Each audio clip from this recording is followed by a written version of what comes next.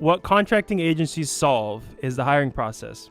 But when you get hired under a contracting agency, they get a cut of your pay. That's the problem right there. And the reason they do it is because it's easier to hire, right? They pay them a fee to find them eligible candidates. You get put on as a contractor. The contracting agency gets a cut of your pay. The company itself is paying them what you could potentially make as a salary if you were working for them full time. Why is this a thing? Why do the companies do this?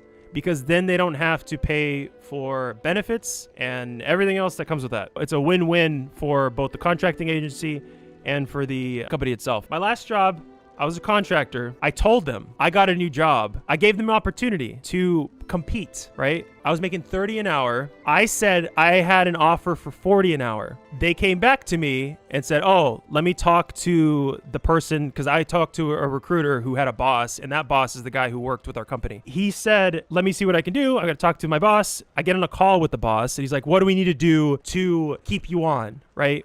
How can we make this work? I'm like, well, I got an offer for 40 an hour. It's going to have benefits after six months. And they're like, okay, let me talk to the company person who I worked for, see what they are willing to do. And so we come to somewhat of a loose agreement, not signed, just verbally, that they can get me up to 40 an hour. I get that job rescinded. I come back and say, oh, the job was rescinded. Do I still have a job? Luckily, my boss liked me. He's like, yeah, you could still have a job. The recruiting agency, they could care less because they just still want more money out of me, because they're getting paid for me being a contractor. I ask, hey, I know we were talking about this before, how they can bump up my pay because I've been here for over a year, and what's the deal there? 32 an hour, 30 to 32, when we were discussing 40, and they made it seem like that was possible. Make that make sense. Contracting companies are stupid. My last boss thought they were stupid. They're stupid.